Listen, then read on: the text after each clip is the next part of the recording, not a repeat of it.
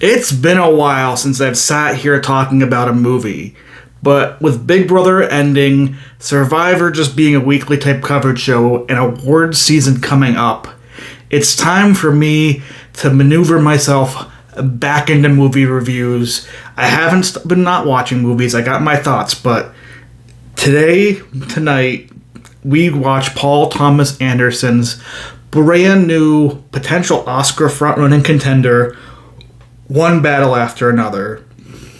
And this movie is jam-packed all the way through. I'm talking political messaging on both sides, in my opinion.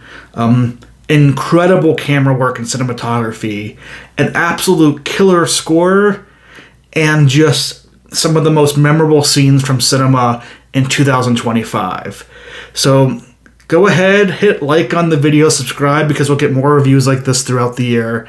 And let me tell you why you should check out One Battle After Another, either this weekend or sometime soon in theaters, because it is, I feel, a must-see event if you love going to the movies. Need you, brother. Please, Sensei, please. Courage, Bob. Courage. That's it. Courage. Yeah. Thank you. Hey, thank you, Sensei. Thank you, Sensei. Thank you. God damn it! Viva la revolution! First up, my personal star of this movie, cinematographer Michael Bauman.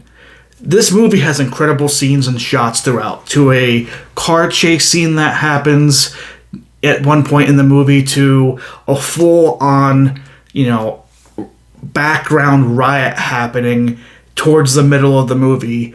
There's so many different camera angles and sequences, and the way the camera's playing with light and its surroundings, that the cinematographer, Michael Bauman, is just honestly giving the best cinematography performance I've seen this year by far. It brings a lot of life and energy to the movie. It adds a lot of intensity and is able to tell a story in the background that's happening. And it's just very well shot all the way through. Not many times do I come out here and start out with naming somebody who's the cinematographer, but One Battle After Another deserves that as well. And pairing with the cinematography so well was the score by Jonny Greenwood. And I expect this to now be a contender for Best Score come the Oscars, because it just matched the intensity, it matched the settings, it really gets you engaged in a way that you don't always see in movies nowadays. It felt very, western-y and very, mid-80s with its score in a very good way. And I think it just connects with the emotions and the intensity in different moments, and also isn't afraid to let you kind of sink in and feel on some of those other moments that happen throughout the movie. It matches the pace extremely well, and it's just very engaging and very just in a theater. I went to see it in IMAX in with the speakers. It just gets your goosebumps out there. The cinematography and the score in this movie are, bar none, the standouts for me when it comes to my pure enjoyment.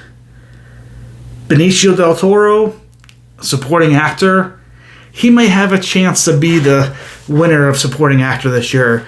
And just his character, Sensei, and everything going on with his character in the background and how he handles himself, he's very clearly the political foil of somebody who is trying to do good in the world, is maybe doing some illegal means per scenes, breaking the law in different ways, but he's going about things the 1000% the most correct way possible. He is caring for a large group of people. He understands what's important in life and what's not. And the brief moments he is in the movie, he's not the most brief character, but he's not the main character. He's very much a supporting character. He just owns the screen and just delivers a worldwide great supporting performance, whether besides Leonardo DiCaprio throughout the whole entire movie. I think anybody coming away from this movie is just very impressed with him, and I think the writing around his character and the journey that his character is currently on in the world in One Battle After Another.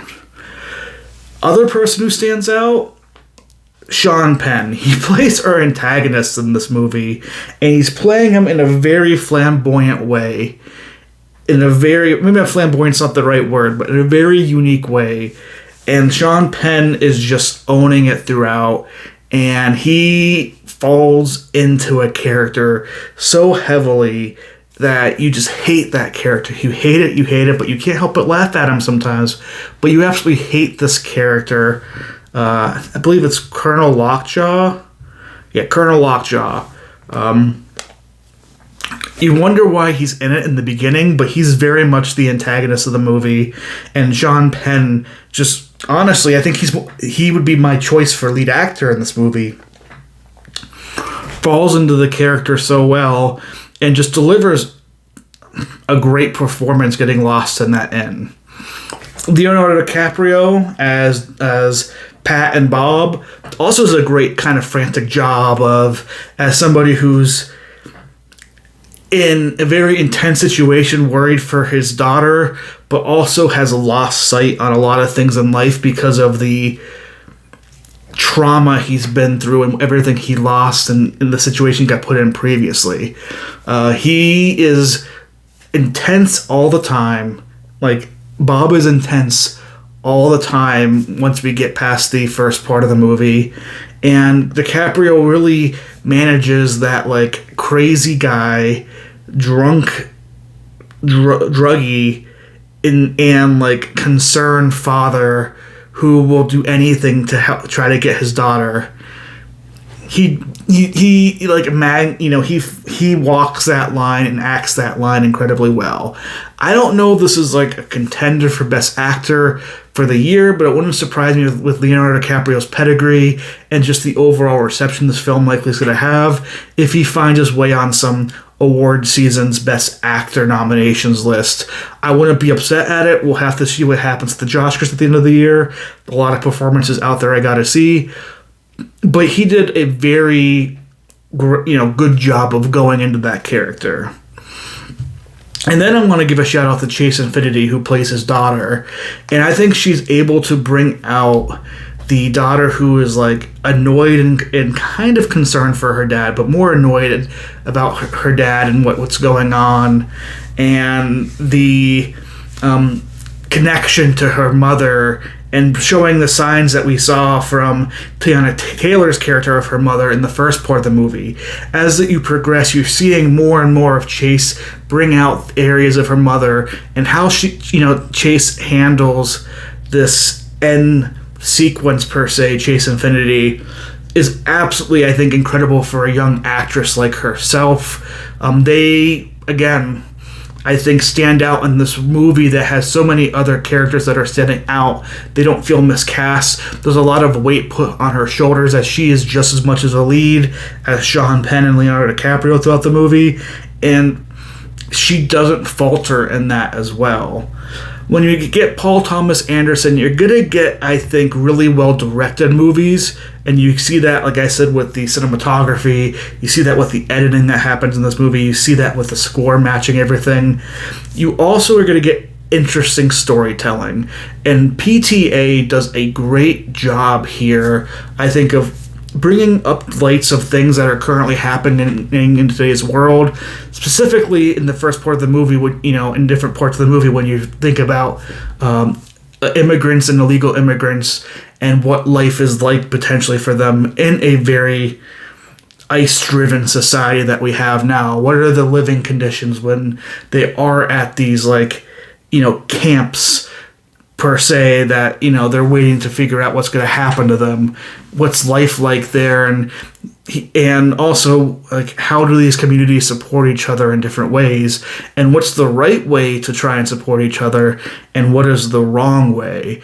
And I think that's the important part of the first third of the movie, where you go through the eyes of the 75th French group, which kind of is led by Teyana Taylor's Perdiffa Beverly Hills, who is very much a violent extremist trying to fight for all these battles, one battle after another, compared to Benicio del Toro's Sergio St. Carlos, Sensei and how he's fighting this battle in a much different way, and what he cares about compared to what Perdifia cared about is a great foil throughout. And I do think you're getting condemnation of one side, the violent side, and the doing things for your own belief system, and then the Sensei style of doing things for others.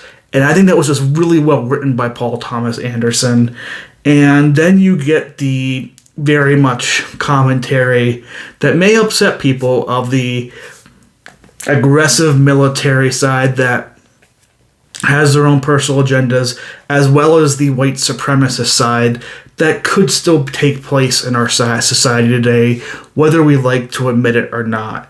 This might turn some people off because there's some people that don't like when there's potential criticism put on their side of the political system, but I think Paul Thomas Anderson is making big critiques on other sides, and he's really honing down of what should matter the most is caring for people and being there to support them, and in that type of a way. And I do think that's the battle, that one battle after another is really trying to highlight here as the most important. And the other stuff, when you're doing things for your own personal ego and your own personal greed, that's where things can go wrong on both sides of the stuff. That's my take on the writing in this movie. I do think there's some parts that isn't crisp all the way through, but I'm still going to be sitting here after this giving one battle after another a solid diamond rating.